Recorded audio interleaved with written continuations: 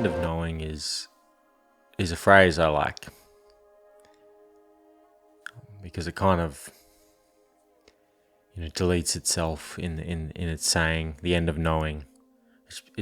And to me, it's the death of knowledge, the death of understanding, the death of landing on some final conclusion about reality. And what I mean by conclusion is some concept, some framework of, but not even like mentally, like energetically feeling like you have some ground on reality, which is this process, or this path is we come in because we're looking for like a stable ground. Oh yes, I've landed on consciousness. I've landed in emptiness. I've landed on no self. These ideas, and we want to be that. We want to know it. We want to know emptiness. We want to know what no self is. We want to know it and be there for it, and have kind of this final understanding. And if you've explored the path, you've probably landed on certain different grounds. Call it like consciousness or emptiness or even no self. But the issue is there still remains some form of grasping, some form of trying to maintain, some form of trying to stabilize in that, because there's maybe there's certain flavors associated with, being in consciousness. And when we first wake up to it, it's beautiful. And then it becomes a bit fleeting. That initial opening and just consciousness being that beautiful thing gets clouded. And then, further understandings or recognitions. But eventually we have to drop all the concepts, all the labels, all the stories. And I mean totally drop them. Like not just go, oh yeah, I get, emptiness is just a word that I like to use. I get that, yeah, emptiness is just a word that I'm placing on it. I get that, but I still like using it. It's like, no, really drop any understanding you have. Any thought that goes, this is right. This is the right way to do it. It's like have no mercy with it.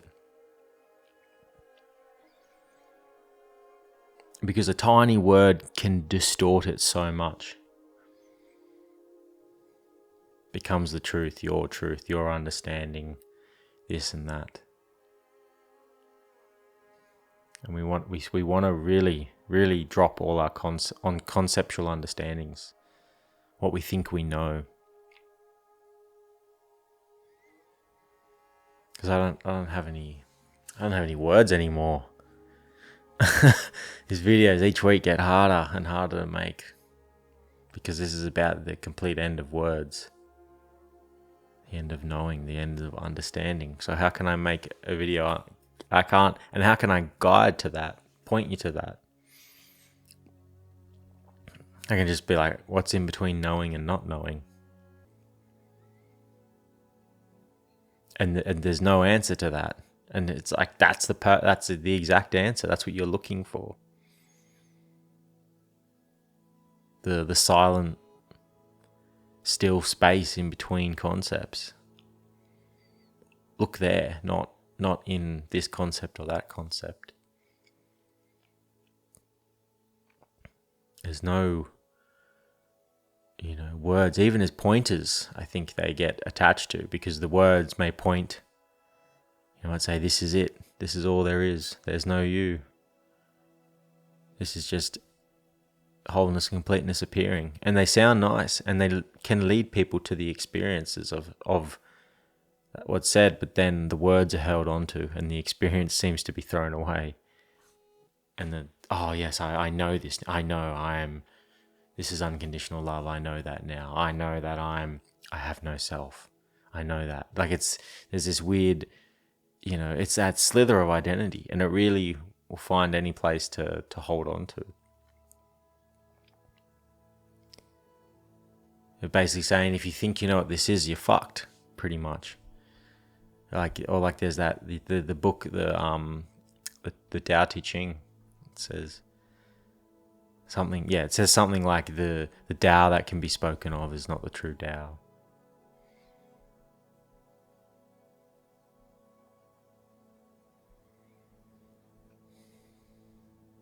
Because the only answer that is really here, or the only really answer that exists is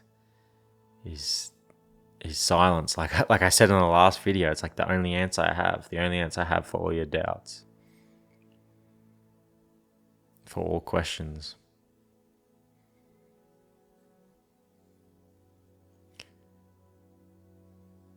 And yeah, as I said, not silence as a word, as an answer, but as in the lack of response, the no response, or meeting whatever question you have. I would ideally meet it without any words, because no word will ever answer it. It's just the silent response, the no reply, the empty message.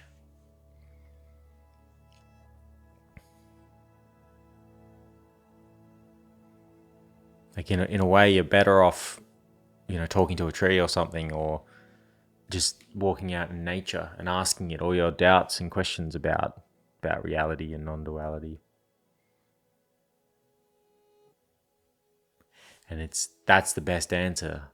But the mind goes, it's not good. The mind says it's not good enough.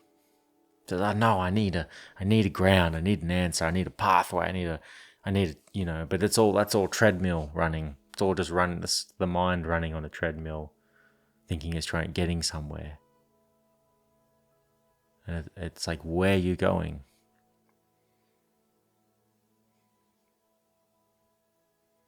If you take away the concept of a path and a journey, or what's this moment without any words, without referring to thought? Who are you without referring to thought? What can be said about a journey somewhere? And notice the mind, I'm just referring to the mind, but the thoughts will just come in so quick. But instantly, no, this can't be it. I'm on a path of healing, and when I've done enough of this, I'll get to this place of completion and fulfillment.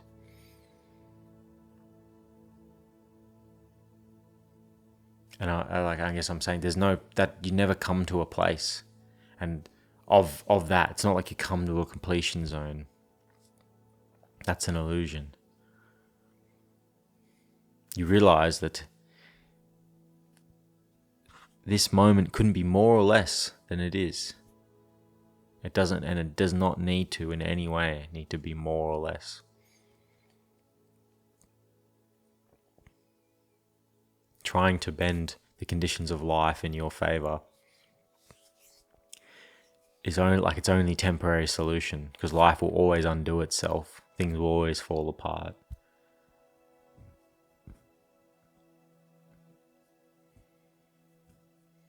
Relationship, money, status, all pleasure, all temporary.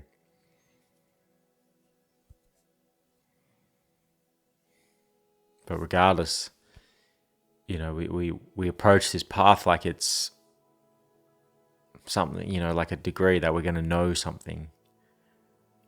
Or, well, I did at least. I read so many books, ingested so many videos, so much knowledge.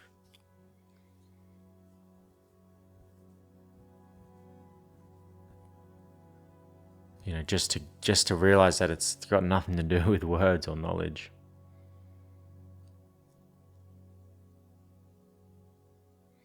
But words really delude us. Not only are they're helpful. Obviously, the right words are like a thorn helping pull out another thorn. But if you take a thorn out with another thorn, but you leave that thorn in there, you're in the same position you were. And I know how not desperate, how strongly the mind will hold on to a concept or idea, a belief. It'll go, I'll let go of all these beliefs, but I just want that one.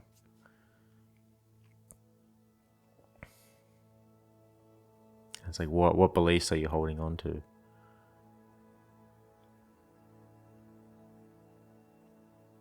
Because they really do. They really distort this, even the small ones.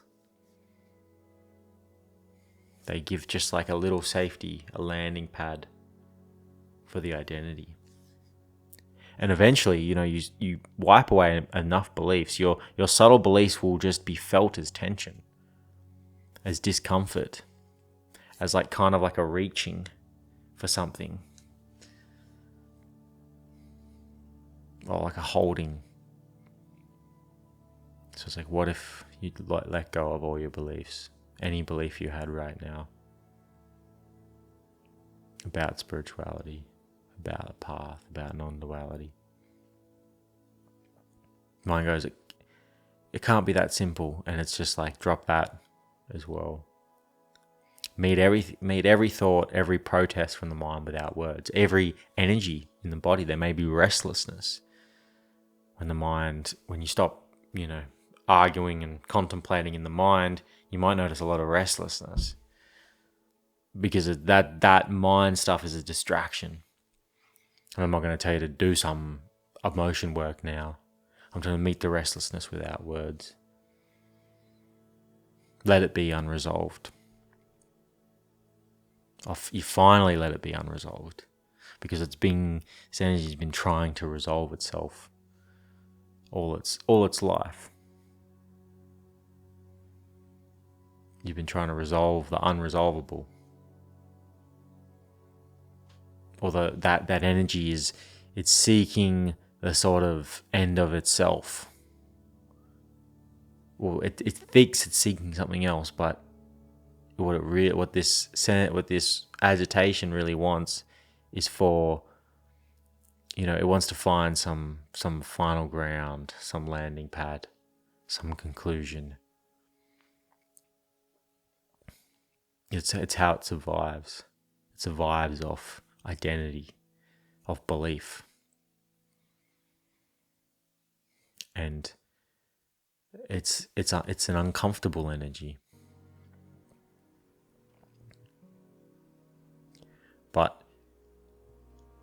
And a bit of like a self-fulfilling prophecy. Like it's trying to solve the ache of itself, and the problem of itself is it's essentially just an ache. It's trying to resolve itself. It's a complete loop. The feeling of trying to resolve causes tension, and it tries to resolve that tension. Maybe that's a crazy way to put it, but that's kind of what's going on underneath.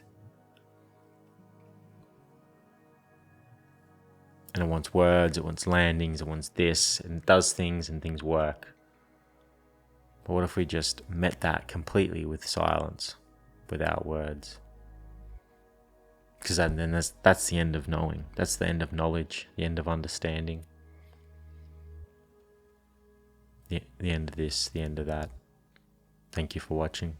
I'll see you guys in the next one.